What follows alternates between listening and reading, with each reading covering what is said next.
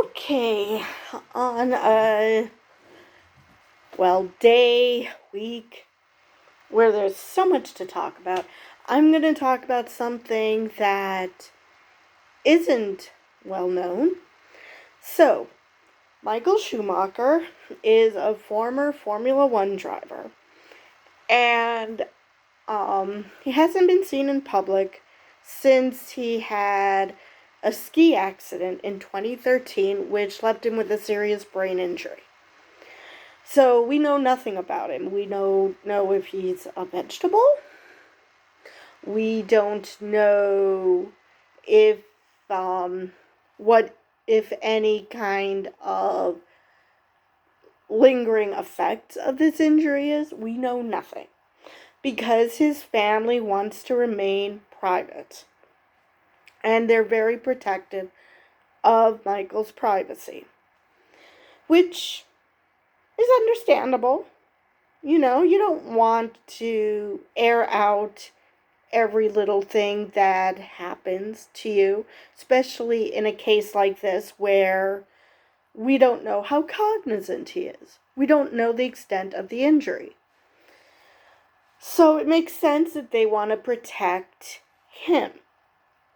Because, again, we don't know the extent of his injury and how cognizant he is about the world around him, let alone whether would have been in sound mind to, grant an interview. So a German weekly published a interview which turned out to be generated from AI. Now, I get that you want to that you would like to interview Michael Schumacher and see how he's doing. And I get that he's a big name and you want to, get that scoop. I get that. But seriously, how freaking desperate is this magazine? Is this magazine on death's door or something? Seriously, how desperate do you have to be to make shit up? Even if they're using quotes from Michael Schumacher that he said in previous interviews. Still, how is this okay? Who actually thought that this is a good idea? I mean, I guess if you said that this was AI generated and said that this was some sort of an experiment to see how good this AI is or something, to make it more about the AI technology as opposed to this being an actual interview with this great Formula One driver, then maybe that might be okay. But again, that would be with the family's permission to let them know, oh, by the way, we were planning on doing this, but this isn't to trick anyone. This is just to see what would happen if we did an interview with an AI pretending to be this person. Maybe they would have given it an okay, maybe not. But to wake up one morning and to see this interview, I mean, come on. That if you actually respect this person because of what he's done in his career, you wouldn't even consider doing this. Even if what the AI said would be something that Michael Schumacher would say, that how is this okay? This isn't. Again, if he got the family's permission, then yeah, maybe. But they didn't. They just did this on their own. And again, they didn't do this as a thought experiment as to, okay, what would happen if we asked the AI to pretend that they were this person. and make this more of a technology thing, more so than, oh, we got an interview with Michael Schumacher, something that nobody's seen this guy for 10 years, but we somehow got an interview. We somehow got scoop. Exactly how is this beneficial to you in any way? And this obviously came out. So I can't imagine that this magazine's going to be in existence for very long, because what the heck? Now, if this were in the US, their asses would have been sued. I'm not aware of any lawsuit or anything against this magazine. Oh wait. Yeah, they are planning legal action, which all I can say is good. I get that the name of the game of journalism nowadays is to outscoop other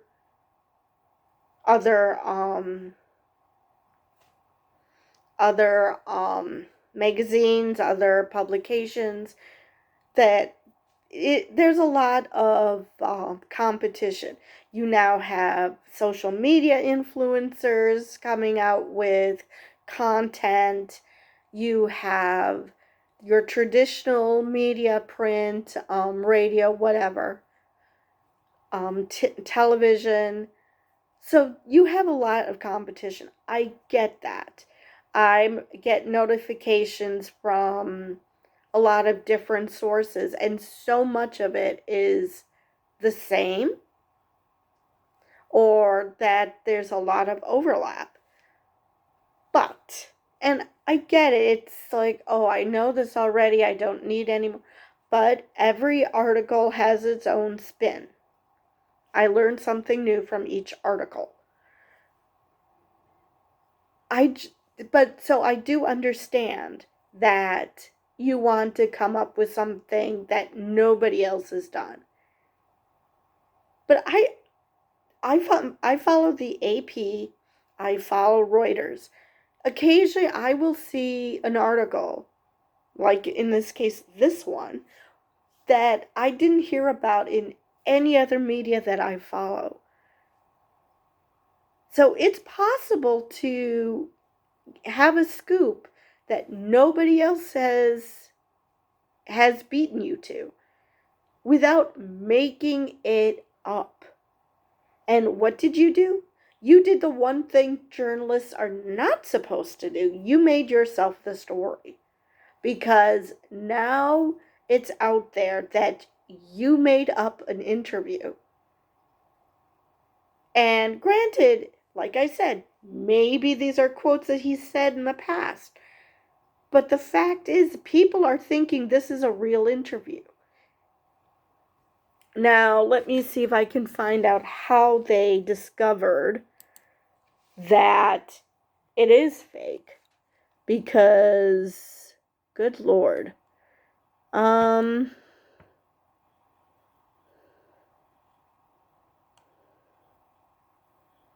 Let me see here.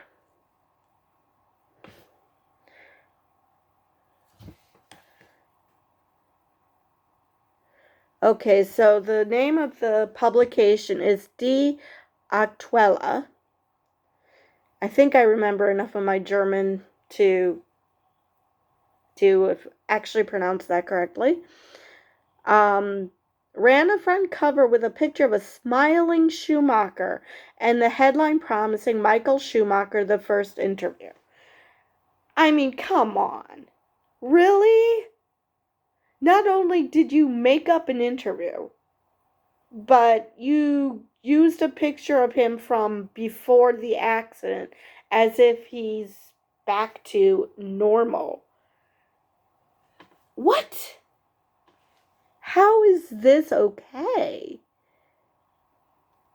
The strapline added, it sounded deceptively real.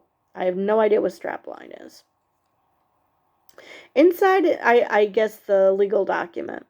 Inside, it emerged that the supposed quotes had been produced by AI.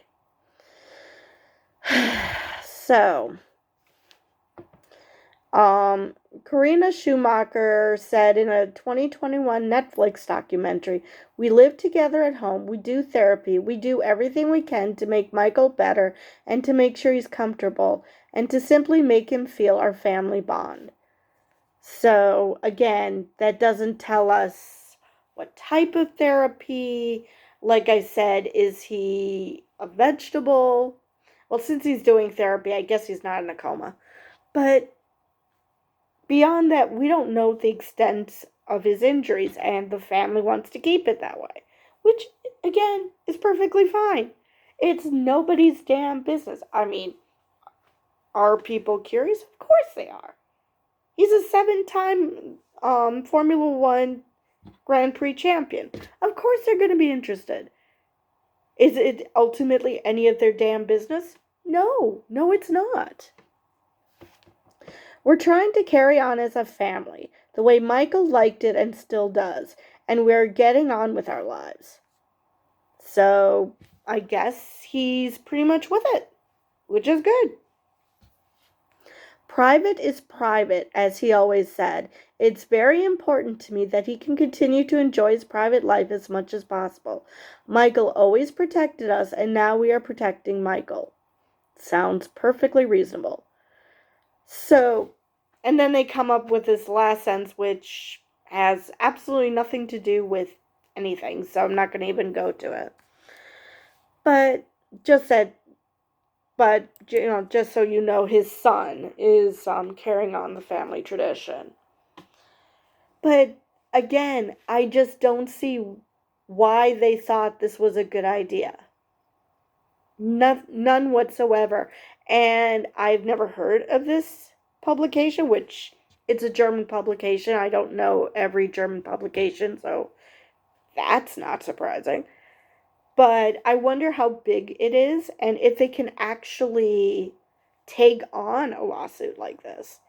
This could put them out of business. And as far as I'm concerned, they should be, because if your journalistic ethics tell you it's perfectly okay to make up an interview because you want to get the scoop and you can't do it, so you're going to generate it by AI, then you deserve to go out of business, because what the hell? I just don't understand. Not only did the people who write the interview have absolutely no ethics whatsoever, but this had to be approved. So unless they didn't tell their boss that they were doing it this way, that it was an AI generated interview as opposed to, oh, I don't know, a real one, I assume that somebody approved this stupid interview. And all I can say is that is worth losing your company for, because my God, why do this? And it's got to be so painful for the family that a picture of him smiling like nothing's changed. We don't know what's changed. Maybe he doesn't look like that anymore. So I'm sure then it would be painful for the family to read something as if nothing happened. As if he's still the same Michael as from before his accident. That's gotta sting. Because they know what they're going through to try and help him get better. And I just do not see how you're doing anybody any favors with this. So yeah, my prediction is I don't have to worry about never having heard of this publication, because I'm probably never going to hear about it again, because it's probably going bankrupt. Because that sort of publication should not exist. You should not, again, if they put it as a thought experiment, and first off, ask the family's permission to do this, and maybe not use a picture of him because, it's not that guy anymore. He's anybody has changed. everybody changes in 10 years, regardless of whether they've had such a serious accident or not. So that's number one. Number two, that's just tacky. And number three, if you're going to do it as a thought experiment, there's no reason to add a smiling picture as if this is the same guy that you talked to. It's just, I cannot believe how stupid this is. And what kind of reporters do you have working for you that anybody would think that this would be a good idea in any other venue except to show this is how the AI works. This is what we did. This is what the AI came up with. And his family tell me this. That this is, yes, this sounds like Michael. No, it doesn't sound like Michael. Anything. But that's not what they did. They made people think that this was legit. It's just mind-boggling that anybody would even consider this to be okay. And that's if the person wasn't suffering from, still recovering from an injury. I don't care if you're perfectly, walking around and you just simply said no to an interview because you're a private person or you don't like that publication or whatever, and you didn't go through any such trauma. They still would have no right to do this. But it's even more tacky when it's somebody who is recovering from a traumatic brain injury, from a serious brain injury. Why would you even think that this was okay? It's just, I cannot believe that there are people out there that need a scoop so bad that they think that this is a great idea. Or maybe these guys are freelancers and they're desperate to get a break, and so they're like, hey, this is what I'm gonna do. So it could be just the reporters, but because the publication ran it, because they didn't do their due diligence, they're getting screwed over. So it might not necessarily be the publication's fault. They might have been scammed. But considering that this man has not been seen or heard from in 10 years, and all of a sudden he's willing to do an interview when he's a private person, I don't know. If I was that publication, I'd question whether this is legit. Or, like I said, maybe they knew full well it was generated by AI and everybody there has no moral decency whatsoever and thought this was a perfectly good idea. It's just so frustrating that we have so many people, so many idiots in the world that you question if they were raised by wolves. And actually, I think I'm insulting wolves.